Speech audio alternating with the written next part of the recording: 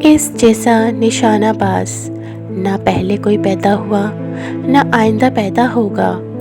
فقیر کالا خان مری بلوچ صوفی تھے۔ انگریزوں نے 1870 میں جب بلوچستان پر حملہ کیا تو فقیر کالا خان نے بندوق اٹھائی، پھر مزاحمت کی تاریخ رقم کر ڈالی۔ موجودہ بلوچستان کے ضلع کوہلو کی تحصیل گاہان کی ایک پہاڑی پر انگریز آرمی کو 4 سال تک روکے رکھا۔ برٹش آرمی توپوں بندوقوں سے مسلح گھیرا تنگ کرتی رہی۔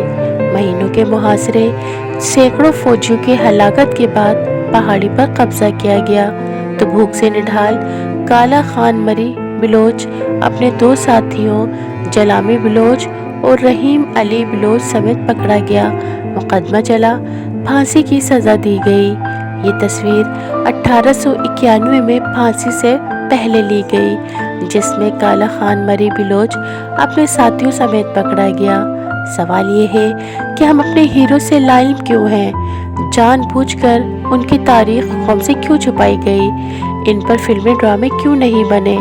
کالا خان بلوچ کو پھانسی کے بعد کلکتہ جو تار بھیجا گیا اس میں لکھا تھا، اس جیسا نشانہ باز نہ پہلے کوئی پیدا ہوا اور نہ کوئی آئندہ پیدا ہوگا۔